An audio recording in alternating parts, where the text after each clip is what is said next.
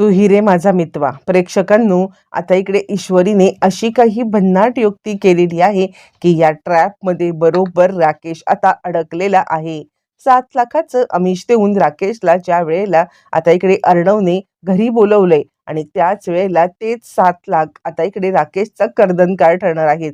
मुळातच आपला नवरा किती लालची आहे आणि किती खालच्या पातळीला उतरू शकतो याचं उदाहरण स्वतः आता अर्णवने तिच्या समोर बरोबर आणलंय आणि आता ईश्वरीची बरोबर युक्ती कामी ठरलेली आहे.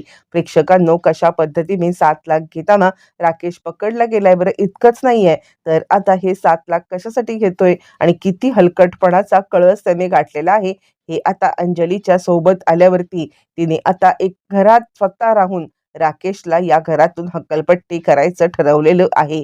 काय घडलंय, कसं घडलंय, सगळं सविस्तर पाहूया. छोटासा व्हिडिओ संपूर्ण पहा. इकडे आता राकेश वाट पाहतोय कधी एकदा ह्या भावा बहिणीचा ड्रामा आता ओरखतोय. मला कधी एकदा 7 लाख मिळतायत. एकदा का 7 लाख मिळाले ना तर आता सध्या तरी थोडे दिवस त्या रियापासून सुटका मिळेल. म्हणजे कंटिन्युअसली तारेवरची कसरत करायला लागणार नाही. सारखं आपलं ती बोलवते, पैशासाठी मी आपला धावत जातो. सध्या 7 लाख रुपये मिळाले तर काही दिवसाचा तरी आता सोय होऊन जाईल आणि त्यानंतर मामींकडून त्यांचा वाटा घ्यायचाच आहे की. मुळातच मामींना आता इकडे हे व्हिडिओ आणि त्याचबरोबर त्यांना ते मागे साईन करून घेतली होती ते सुद्धा वाटा घ्यायचाच आहे. लवकरात लवकर मामींकडून तो वाटा घेतो आणि हे पण पैसे घेतो. म्हणजे चंगळच चंगळ आहे. काही दिवस तरी आता निवांत जातील. इकडे तोपर्यंत आता सगळेच जण घरामध्ये आहेत आणि अर्णव कंटिन्युअसली फोन करतोय शिर्केंना फोन करून अर्णव आता सांगत आहे, हॅलो शिर्के, अहो काय झालं, म्हणजे आता तुम्हाला धुमाळांची माहिती मिळाली का, किंवा आता धुमाळ कुठे, काय, कसे आहेत कळलं का?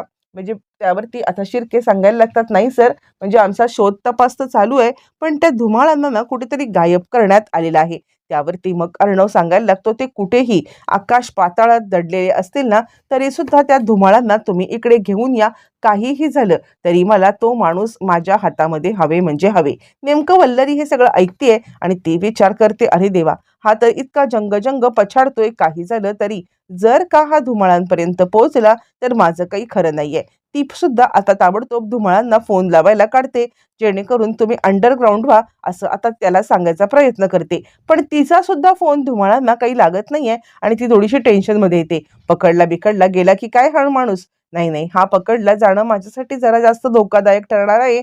मी पण या सगळ्या प्रकरणामध्ये अडकेन असा तिच्या डोक्यामध्ये विचार चालू आहे. बरं, तोपर्यंत इकडे आता अर्णव खूपच उदास आहे आणि ईश्वरी त्याच्या जवळ आलेली आहे. हे बघा सर, उगाचच उदास होण्याचं काहीच कारण नाहीये. त्यावरती मग आता अर्णव सांगायला लागतो, कसं नको उदास होऊ, मला खरंच काही कळत नाहीये की आता इकडे अंजलीताई तर आलेली आहे पण आता या सगळ्यामध्ये ती जाईल. गेल्यावरती मग आता पुन्हा पहिले पाढे 55. बरं, आता तसंच सगळं होणार. यावरती ती म्हणते, आणि जर का मी युक्ती केले त्याप्रमाणे तुम्ही वागलात ना तर आपल्याला खूपच मोठा आता फायदा होणार आहे. मग आता मी तुम्हाला सांगते तसं कराल का? त्यावरती अर्णव म्हणतो, जर का अंजलीताई या घरात राहणार असेल ना तर तू जे काही म्हणतेस ते करायला मी तयार आहे. त्यावरती ती म्हणते, एक नाही दोन गोष्टी घडतील. अंजलीताई तर या घरात राहतीलच, पण आता त्या स्वतः राकेशला हक्कलपट्टी करतील. यावरती अर्णव म्हणतो, काय बोलतेस तू, असं होईल? ईश्वरी म्हणते, सांगते ना मी तुम्हाला की मी जे सांगेन ते केलं तर 100% होईल. आता ईश्वरीने आपला प्लॅन बरोबर रीतीने समजावून सांगितलेला आहे आणि त्यानंतर मग आता अर्णव सांगतोय, बरोबर आहे, ही तर युक्ती बरोबर कामी येणार आहे. आणि त्यानंतर आता ईश्वरी आणि अर्णव या दोघांनी जबरदस्त प्लॅन केलाय राकेशला अडकवायचा. 7 लाखासाठी राकेश आता काहीही करू शकतो आणि त्याचमुळे ह्या दोघांनी ठरवलंय. त्यानंतर मग आता अर्णव इकडे असा ह्यांचा प्लॅन असतो की मुळातच इकडे आता म्हणजे ह्याला सांगायचं राकेशला की सध्या थोडे पैसे मी मागवलेले आहेत, ते पैसे येत आहेत, तोपर्यंत तू आता थांब आणि मग रात्र झाले तर आज इथेच थांब आणि याच दिवसाला त्याचं भांड अंजलीच्या समोर आता उघडं करायचं. हा दोघांचा डाव असतो. म्हणजे खरं तर ईश्वरीने हा प्लॅनिंग केलेलं असतं आणि हे प्लॅनिंग आता अर्णवला तिचं खूप खूप आवडतं. खरं तर अर्णव आता भलताच खुश झालेला आहे आणि त्यानंतर मग आता तो विचार करतोय की चला, काही झालं तरी सुद्धा याचा जर का खरा चेहरा समोर आला तर मात्र आपल्यासाठी हे चांगलंच आहे. बरं, हे सगळं चालू असताना मग आता सगळेजण डायनिंग टेबलवरती बसलेत.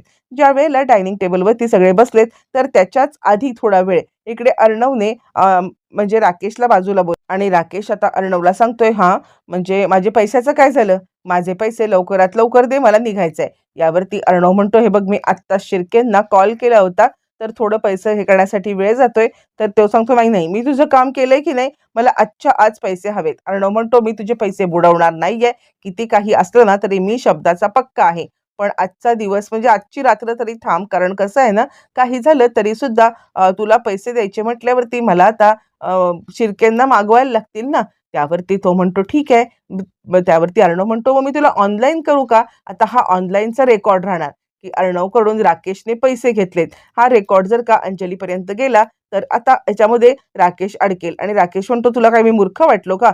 म्हणजे आता तू माझ्या अकाउंटला 7 लाख ट्रान्सफर करणार आणि मग अंजलीला सांगणार. यावरती तो म्हणतो, माझ्या डोक्यात सुद्धा असं काही प्लॅनिंग नाहीये, म्हणूनच मी तुला म्हणतोय की कॅश हवे ना, मग थांब आजची रात्र तू अंजलीताईला म्हणव की आजची रात्र तुम्ही इथेच राहा, उशिरापर्यंत काही झालं तरी सुद्धा मी लवकरात लवकर शिर्केंना पैसे घेऊन बोलवतो. असं म्हटल्यावरती आता लालची राकेशला पैसे तर हवेत. आता एकदा का इकडून गेलं आपण, तर मात्र आपल्याला पैसे परत हा फसवल्यानंतर, म्हणून आता तो सांगतो, ठीक आहे, आजच्या दिवस मी इकडे थांबतो. आणि त्यानंतर सगळेजण डायनिंग टेबलवरती ज्या वेळेला बसलेले आहेत त्यावेळेला मुद्दाम राकेश विषय काढतो आणि विषय काढत राकेश आता सांगायला लागतो, मला काय वाटतं अंजली, आता रात्र पण खूप झालेली आहे आणि आता आपण बाहेर पडणं हे मला तरी सेफ वाटत नाहीये. तर एक काम करूया का, आपण आजच्या दिवस इथेच थांबूया का?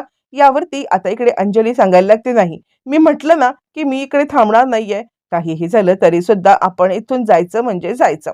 त्यावरती लगेचच तो सांगतो, अगं ऐक तरी, मी काही का बोलतोय, कारण आता रात्र झाली ना, अशा अवस्थेमध्ये तुझ्यासारख्या मुलीने म्हणजे प्रेग्नंट बाईने असं जाणं हे कितपत योग्य आहे असं मला वाटतंय, म्हणून आता मी तुला सांगतोय ते ऐक. असं म्हटल्यावरती मग आता इकडे आजी सांगायला लागते, बरोबर बोलतायत जावई बापू, मला सुद्धा त्यांचं म्हणणं पटलेलं आहे. म्हणजे बघ ना, आत्ता सध्या नको जाऊस, तू उद्या सकाळी जा.